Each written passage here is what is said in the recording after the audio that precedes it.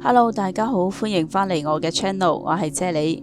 我呢度呢就準備咗大概400個 gram 嘅菠菜嘅，跟住呢度係一個皮蛋同埋一個鹹蛋啦。你哋今日好嘛？留言話我知，你哋平時中意點樣煮菠菜㗎？祝你哋有開心愉快嘅一日。通常呢啲皮蛋我會蒸一蒸熟佢先，因為呢一陣間我會用鉸剪嚟剪開佢啦。你哋呢會唔會有一個好好嘅方法，令到剪皮蛋嘅時候呢啲皮蛋黃唔會黐住把鉸剪嘅呢？若果你哋有好方法嘅話，不妨留言話我知，教下我啦。咁我而家蒸熟咗嘅皮蛋呢，剪起上嚟都唔算太黐啦，不過都仲係有少少黐黐地咁咯。咁剪好咗個皮蛋之後呢，我就會處理埋個鹹蛋佢啦。我首先呢就會將鹹蛋白同埋鹹蛋黃分開咗佢先，因為呢鹹蛋黃同鹹蛋白落嘅時間係唔一樣嘅，所以我會將佢分開咗佢啦。同樣地啦，我都會將個鹹蛋黃呢剪開埋佢嘅。嗱，睇下個鹹蛋黃呢係生嘅，所以佢就好黐把鉸剪咯。咁我就唯有用啲匙羹嚟幫手啦。剪好咗啲鹹蛋之後呢，就擺埋一邊備用先啦。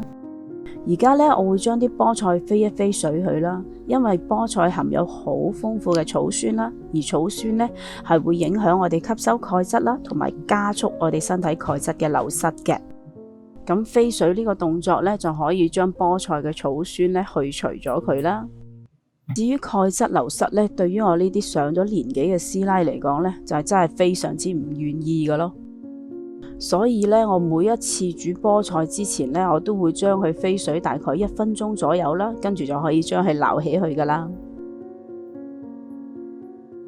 呢度呢，我就準備咗一啲蒜頭啦，同埋薑啦。咁蒜頭就已經剝咗皮噶啦，咁多少就冇乜所謂嘅。咁中意香啲嘅就落多啲咯，唔中意食蒜頭和薑嘅就落少啲咯。我就中意將啲蒜頭壓爆咗之後呢，就將佢切成大大粒嘅，因為呢一陣間我會將啲蒜頭呢炸香佢嘅。咁若果切得太細粒嘅話呢，一落鑊就會燶晒噶啦。開個大火啦，燒熱咗隻鑊呢，就加大概2個湯羹嘅油落去啦。睇到啲油出煙同埋有氣泡，我就會較翻個細火啦。跟住呢，就將啲油鏟去個鑊嘅每一個位置啦，令到個鑊任何嘅位置呢都沾上咗啲油啦。睇到啲油喺個鑊邊度流翻落嚟，係冇油紋嘅，係好順滑嘅狀態呢，就可以將啲薑擺落去炒香佢啦。跟住將啲蒜頭粒都擺埋落嚟啦，keep 住用個細火，我要將啲蒜頭粒呢炸香佢嘅。我要將啲蒜頭呢係炸到金黃色啦。呢個過程需時大概都需要3至5分鐘左右嘅。啲蒜頭呢要炸到好似你哋畫面見到咁樣微微地金黃色嘅。呢個時候呢，就可以將啲皮蛋同埋鹹蛋黃倒落嚟炒下佢啦。咁可能你會問啦，咁啲皮蛋鹹蛋要炒到點樣呢？咁呢個問題呢，就問得非常之好啦。咁答案呢，就係我要將佢哋炒到會見到好多泡泡嘅狀態啦。即係話呢，要將啲鹹蛋黃嘅油炒出嚟啦。跟住呢，我會大概加200ml嘅滾水落嚟啦。記得一定要係滾水，唔可以係凍水噶。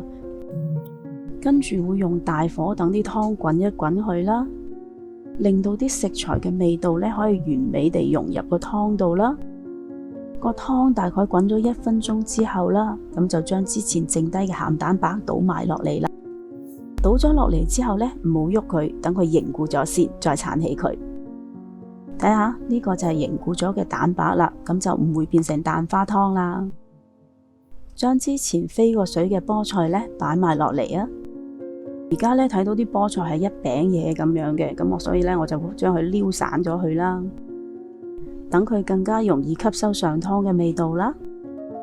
同埋呢，想提翻大家，煮菠菜嘅成個過程呢係唔需要冚蓋噶，因為冚咗蓋之後呢，啲菠菜就會變黃色，而變咗黃色嘅菠菜呢，啲味道就有啲怪怪地噶啦。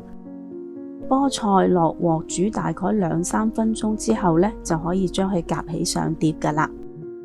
睇下啲菠菜仲係好綠好靚噶，剩低嘅湯汁呢都唔好嘥啊，將佢淋埋上啲菠菜上面啦。啲菠菜呢吸收晒上湯嘅鮮甜味啦，所以啲菠菜又嫩滑又鮮甜，真係好好味噶。不如你哋今晚都試下煮呢個咁簡單嘅餸啦。如果你都鍾意我嘅食譜，請你俾 like 同埋留言話我知啦。記得訂閱我嘅 channel， 順便撳埋隔籬個鐘仔啊！多謝晒你哋嘅收睇，我哋下一個食譜再見啦，拜拜。